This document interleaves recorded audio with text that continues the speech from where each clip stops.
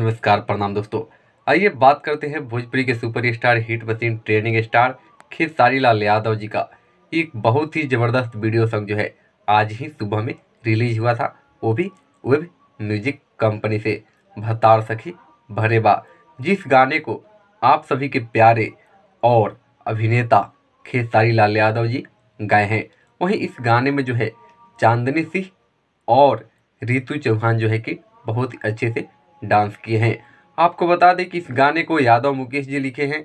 वहीं इस गाने को वेव म्यूजिक कंपनी से जो है कि रिलीज किया गया है, जो काफ़ी बवाल का ये गाना है। आपको बता दें कि अभी तक इस वीडियो को नहीं देखे हैं तो जाकर वेव म्यूजिक कंपनी से देखकर बताएं ये वीडियो आपको कैसा लगा। मैं तो दोस्तों आज 50 बार से ऊपर सुन चुका हूँ।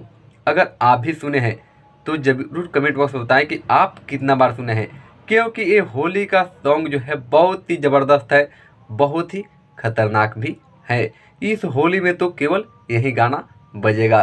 तो चलिए दोस्तों, मिलते हैं फिर अगली वीडियो में। तब तक के लिए जय भोजपुरी, जय बिहार।